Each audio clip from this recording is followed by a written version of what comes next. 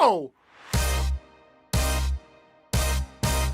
Oh, it's the best day of the week! Happy Thursday, everyone, and welcome to another episode of Steve's Dang-Its, where we take a look at the biggest dang-its from around the NHL. Now, our first dang-it, unfortunately, doesn't make me happy. It makes me extremely happy! Producer Drew is a Colorado Avalanche fan, and they've been too good to make fun of! Until now! And you would think, for such a great team, they would know that if you're a goaltender, tend the goal! Finds the outlet to Newhook. He got hit in the face, was holding his face. There was no calls. The puck is pushed back in. Francouz can't play it. It wasn't in the trapezoid. Given up, short side, score! Robertson able to lift it past the glove of Pavel Francouz to give the Stars a 2-0 lead. That's his 22nd of the season, and Francouz had to scramble back into his crease. Yeah, just a little bit of, confusion in behind. Now this line was the line in the 3-1 win for Dallas earlier this season. Pavelski had a couple of goals. Well, tonight, this line again has both goals for. I'm sorry, that's so funny, man. There's something, it's not even just that teams get scored on when goalies do this. It's that goalies who end up in these situations look like they've never put on skates before. And that's me saying that. Pavel Francouz, to me, he's one of the best kept secrets in the NHL. He's a really good backup goalie for the Colorado Avalanche. They've missed him at times this season when he's been injured. And here he is, slipping, flopping all over the place. He's got all sorts of Bugs Bunny sound effects going on underneath his feet. Stay in the net! Just stay in the net. That's all. This goal contributed to a Dallas Stars victory and, more importantly, a Colorado Avalanche loss in regulation at home. The Avalanche's first regulation loss at home since October. You can see why I haven't exactly gotten to make fun of them for a while. But this one, I gotcha. That's a dang-it. For our next dang-it, sometimes if you're a goaltender, you tend the goal, and then your own team scores on you. Killorn is the other. They did not overlap in their time with the Crimson. Pass in front. That's Cernak who couldn't control it. It's past Vasilevsky and in. I think Jack Hughes knocked it off the stick of Cernak and is going to be credited with this goal. Devils get on the board. Good hustle by Jack Hughes. Time now for our $1 million replay brought to you by the New Jersey Lottery. Remember, anything can happen in Jersey. And you see the Devils just get the puck in the Tampa zone. There's Cernak, struggles handling the puck, but yes, no question, Jack Hughes pokes his stick. Mercer tried to find Hughes initially. Look at Jack Hughes knock it right off Cernak's stick before he could get a clean handle on that puck. I gotta say, that's a nice goal. Man, that sucks. Erik Cernak, who is a decent defenseman for the Tampa Bay Lightning, and in his defense was clearly confused because the New Jersey Devils were wearing their new alternate uniforms, and he was probably confused as to who the heck they were, even though it says right on the sweater. It says Jersey right on the jersey. And he gives his own teammate, Andrei Vasilevsky, the old backhand forehand snipe, and on his chest it just said, dang it. For our next dang it, I'm sorry. I don't know how this one snuck in. It's just Jamie Benn scoring a very easy goal. Has it offensive zone, finds Sagan, shot, redirected, Lindell, tight angle in front. It was a wide open net, and Benn put it up over the crossbar. Almost 8 minutes gone in the first period. It's perplexingly scoreless at American Airlines Center. I don't know. I still don't know how Jamie didn't tuck it home. The puck rolled a little bit, flipped, caught the top of his stick blade. There was just nothing but net. I mean, nothing but net. The shot by Sagan had... How? Jamie Benn is one of the most gifted players in the NHL. He's the captain of the Dallas Stars. He makes a whack of money, and he is probably one of the best net front presences in the league. If a teammate sat with him at practice, passing him pucks into the crease all day, it would probably still take him a few dozen opportunities to replicate what he did here. Dude, if a fan was participating in some sort of contest at intermission to win $1,000 or a car, I know there's a big discrepancy between the two.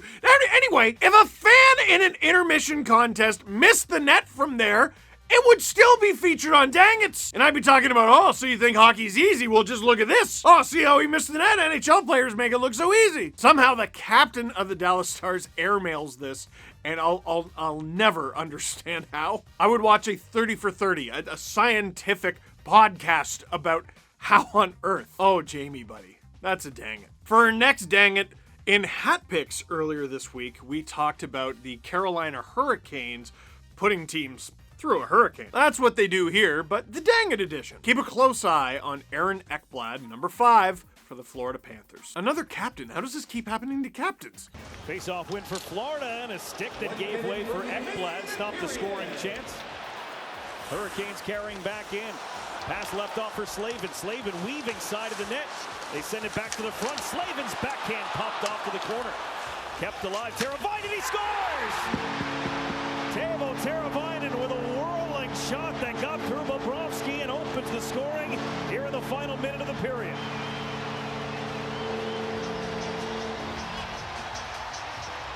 Terrific hockey sense to just know where the goaltender's positioning is after he was scrambling a little bit. Ekblad's stick just absolutely blew up on him right now. Now you've got the rush attack, and Ekblad doesn't have a twig. So he's on the left-hand side.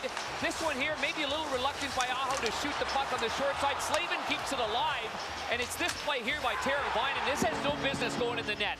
No business at all, but you see the stick position of the goaltender as he's looking maybe at other potential plays. It goes off the end of his blade, through his legs, and in the net on the short side. Not a good goal against. Yeah, okay, that's a classic case of the old Millhouse from The Simpsons. It started to fall over, and then it fell over. Also acceptable reference, Homer chasing the pig roast all throughout Springfield, screaming, "It's still good, it's still good." The Simpsons did everything. Aaron Ekblad breaks his stick. That sucks, but it happens, and you just gotta sort of deal with it. It's interesting, because I see debates online about what to do when this happens. Now, he shouldn't have bailed immediately, because that would have led to a 2-on-1. I don't think that would have been the right decision. But there was at least one moment here where he could have gone off the ice or left for someone else, or just grabbed a stick. But once you see him in a net front battle, and he's fighting behind the net, oh, he's just in heck. We're a family show here, we say heck. We don't want to get demonetized. Do we, Brendan Lemieux? I still can't believe we got demonetized for the bite. Now, it's worth pointing out that the goal that was scored on Bobrovsky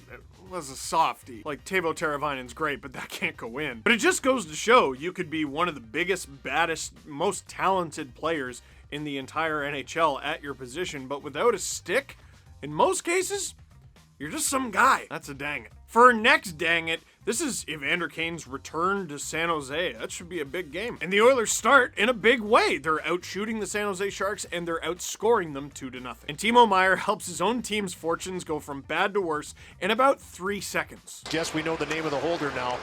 That blade kind of shattered out of there, but that power play especially, the 5-on-3 to shut things down. It's a trip coming on Meier, and then a slash on Yamamoto. That should be 2. Very well could be.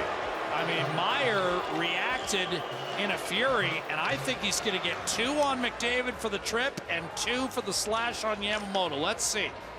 It's a big call coming from Chris Schlenker. San Jose number 28. 2-minute minor penalty for tripping. 2-minute minor penalty for slashing. 4-minute power play.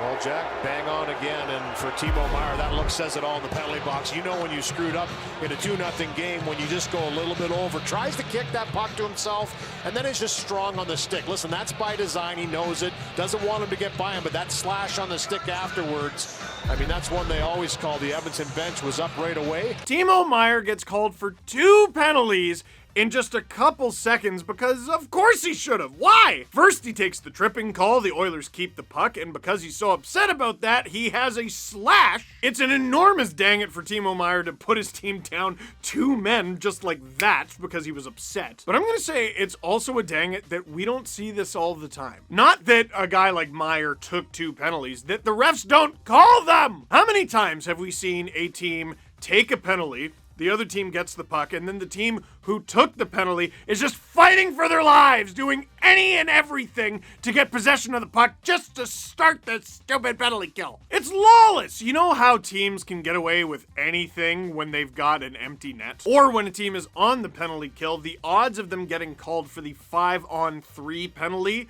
are slim to none. Like, you could essentially chop off limbs if you need to. But don't you dare put that puck over the glass. That's wrong. We all know that's the reputation. And Timo Meier takes 2 penalties so blatant that they actually called 2 at once. Buddy, that's a dang it. All right, we only got 2 dang its left. And unfortunately, both Benn brothers end up in dang its this week. Here's Matt Zuccarello with Jordie Benn. Get a scoring chance. Zuccarello On the attack for Minnesota, turn it over, and Larkin starts it back.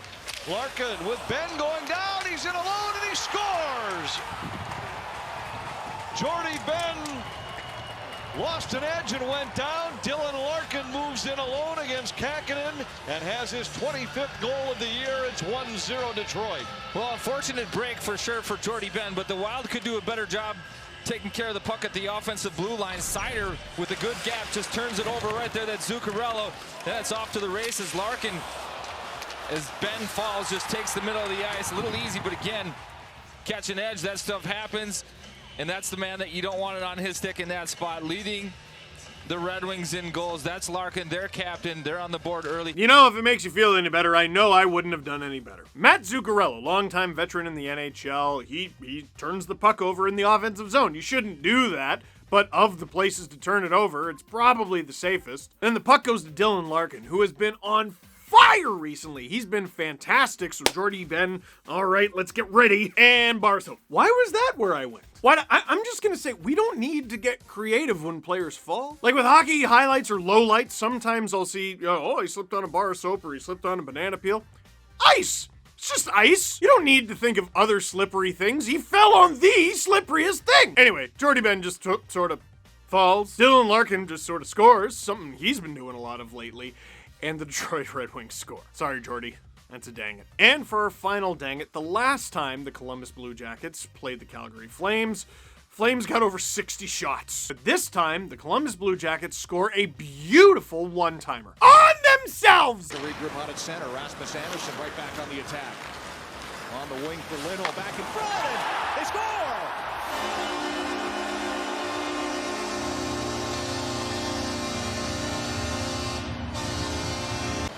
So we're going to see the opportunity thrown in front and watch a defensive go right into his own net.